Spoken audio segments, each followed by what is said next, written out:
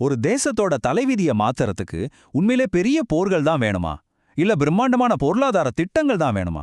சில சமயம் சிம்பிளா ஒருவேளை சாப்பாடு போதும். இன்னைக்கு அந்த ஒருவேளை சாப்பாட்டோட கதையை தான் நம்ம பார்க்க போறோம். யோசிச்சு பாருங்களேன். ஒருவேளை சாப்பாடு அது ஒரு நாட்டோட மிக முக்கியமான பாடமா மாறினா எப்படி இருக்கும்? ஒரு தட்டுல இருக்கிற சாப்பாடு பசியை மட்டும் போக்காம ஒரு முழு தலைமுறையோட எதிர்காலத்தையே தீர்மானிக்குதுன்னா நம்புவீங்களா? இது வெறும் கற்பனை இல்ல, இதுதான் நிஜம். 36.85 கோடி. இது ஏதோ ஒரு சாதாரண நம்பர் இல்ல. உலக அளவுல தினமும் ஸ்கூல் சாப்பாட்டை நம்பி இருக்கிற குழந்தைங்களோட எண்ணிக்கை இது. கிட்டத்தட்ட 37 கோடி குழந்தைங்கள். இந்த ஒரு விஷயம் மட்டுமே போதும் நாம இன்னைக்கு பேச போற விஷயத்தோட ஆழம் எவ்வளோ பெருசுன்னு புரிஞ்சுக்க. சரி வாங்க, இந்த கதையை நாம நிகழ்காலத்திலிருந்து ஆரம்பிக்கலாம். 2020ல கொரோனா பெருந்தொற்று உலகத்தையே முடக்கி போட்டது இல்லையா? அந்த முடக்கத்துக்குள்ளேயே நமக்கு தெரியாம இன்னொரு பெரிய நெருக்கடி உருவாயிட்டு இருந்துச்சு. மார்ச் மாசம் இந்தியா முழுக்க பள்ளிக்கூடங்களுக்கு பூட்டு போட்டாங்க. ஒரே ராத்திரியில கிளாஸ் ரூம் எல்லாம் அமைதியாயிடுச்சு. ஆனா அந்த அமைதிக்கு பின்னால கோடிக்கணக்கான குழந்தைகளோட சாப்பாட்டு தட்டும் காலியா போச்சு. பல வருஷங்களா அவங்களுக்கு உயிர் நாடியா இருந்த ஒரு திட்டம் திடீர்னு நின்னு போச்சு. பல லட்சக்கணக்கான குழந்தைகளுக்கு இது வெறும் மதிய சாப்பாடு கிடையாது. பல பேருக்கு அன்னைக்கு கிடைக்கிற ஒரே ஒரு சத்தான முழுமையான சாப்பாடே அதுதான். இந்தியாவுல மட்டும் கிட்டத்தட்ட 12 கோடி குழந்தைகள் இந்த மதிய உணவு திட்டத்தை நம்பியிருந்தாங்க. பள்ளிகள் மூடப்பட்டதால ஒரு பசி பெருந்தொற்று அவங்கள தாக்க ஆரம்பிச்சுது. ஆனா ஒரு நிமிஷம் யோசிங்களேன். ஒரு சாதாரண ஸ்கூல் லஞ்ச் எப்படி ஒரு நாட்டோட ஆரோக்கியம், கல்வி, ஏன் சமூக அமைப்போட அச்சாணியாவே மாறுச்சு? இந்த கேள்விக்கு பதில் வேணும்னா நாம கொஞ்சம் காலத்துல பின்னோக்கி போகணும்.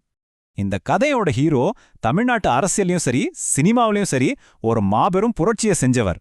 இலங்கையில பிறந்து சின்ன வயசுலயே வறுமையோட போராடி நாடக நடிகரா வாழ்க்கைய ஆரம்பிச்சு அப்புறம் தமிழ் சினிமால மக்கள் திலகமாகி கடைசியா தமிழ்நாட்டோட முதலமைச்சராவே உயர்ந்த எம்ஜி ராமச்சந்திரன்.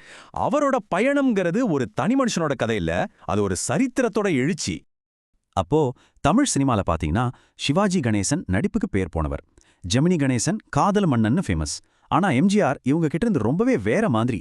ஸ்கிரீன்ல அவர் ஏழைகளுக்காக சண்டை போடுற ஒரு ஹீரோ, அநீதியை தட்டி கேட்கிற ஒரு தலைவர்.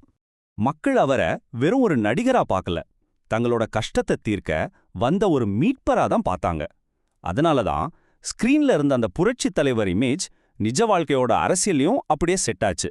முதலமைச்சரான பிறகு எம்ஜிஆர் அந்த ஹீரோ இமேஜை வெறும் ஓட்டுக்காக மட்டும் பயன்படுத்தல, அதை ஒரு சமூக மாற்றத்துக்கான சக்தி வாய்ந்த கருவியா மாத்தினார். 1982ல அவர் கொண்டு வந்த சத்துணவு திட்டம் அப்படி ஒரு மாபெரும் புரட்சி தாங்க. அதுக்கு முன்னாடி இருந்த மதிய உணவு திட்டத்தை அரசாங்கத்தோட தலையாய கடமையா மாத்தினாரு.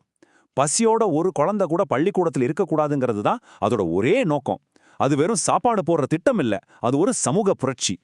இந்த திட்டத்தோட விளைவு ஒரு சங்கிலி தொடர் மாதிரி இருந்துச்சு பாருங்க.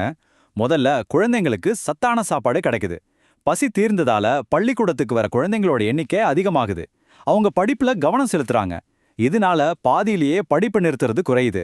இது மூலமா குழந்தை தொழிலாளர், குழந்தை திருமணம் மாதிரியான சமூக பிரச்சனைகளுக்கும் இது ஒரு தீர்வா அமைஞ்சுது. ஒரே கல்லுல பல மாங்கா அடிச்ச மாதிரி தான். சரி, இப்ப மறுபடியும் 2020க்கு வருவோம். பல தலைமுறைகளை உருவாக்கிய இந்த உயிர் நாடி கொரோனா காலத்துல ஒரு பெரிய சோதனைக்கு உள்ளாச்சு. பள்ளிக்கூடத்துல கொடுத்த சூடான சத்துணவுக்கு பதிலா கவர்மெண்ட் உலருணவு பொருட்கள் கொடுக்க ஆரம்பிச்சாங்க.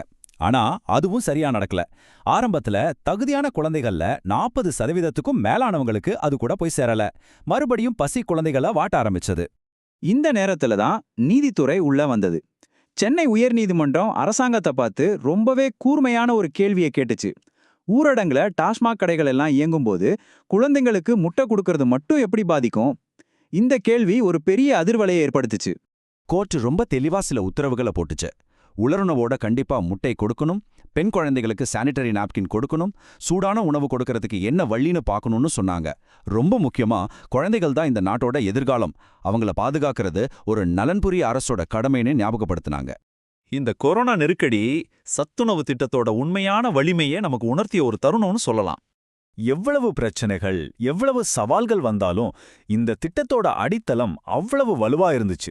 அரசாங்கமோ நீதிமன்றமோ யாராலையும் இந்த விஷயத்தை தட்டி கழிக்க முடியல.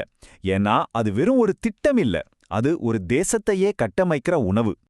எம்ஜிஆரோட பார்வை அந்த சத்துணவு திட்டத்தோட மட்டும் நின்னுடல. இன்னைக்கு அவர் பேர்ல இயங்குற மருத்துவ பல்கலைக்கழகம், கல்வி நிறுவனங்கள், மாற்றுத்திறனாளி குழந்தைகளுக்கான பள்ளிகள்னு அவரோட மரபு, கல்வி, ஆரோக்கியம்னு பல துறைகள்ல தொடர்ந்துகிட்டே இருக்கு. ரொம்ப முக்கியமா தமிழ்நாட்டுல அவர் ஆரம்பிச்ச அந்த திட்டம் இன்னைக்கு இந்தியா முழுக்க ஒரு முன்னோடி திட்டமா இருக்கு. மாவீரன் நெப்போலியன் சொன்னதா ஒரு விஷயம் சொல்லுவாங்க, ஒரு ராணுவம் அதோட வயித்துல தான் அணிவகுக்குதுன்னு. அதே மாதிரி தான் ஒரு தேசத்தோட எதிர்காலமும் அதோட வளர்ச்சியும் அந்த நாட்டோட குழந்தைங்களோட வயித்துல தான் இருக்கு. இந்த ஒருவேளை உணவு அந்த உண்மையை தான் நமக்கு திரும்ப திரும்ப சொல்லிக்கிட்டே இருக்கு. அப்போ ஒரு சமூகத்தோட உண்மையான வலிமையை எதை வச்சு அளக்கிறது? அதோட ராணுவ பலத்தையா இல்ல பொருளாதாரத்தையா? இல்ல, அது தன் குழந்தைங்களோட பசியை எப்படி போக்குதுங்கிறத வச்சுதான். இந்த மதிய உணவு திட்டம் வெறும் பசியை மட்டும் போக்கல, அது ஒரு தேசத்தோட மனசாட்சியை உயிர்ப்போட வச்சிருக்கு. நீங்க என்ன நினைக்கிறீங்க?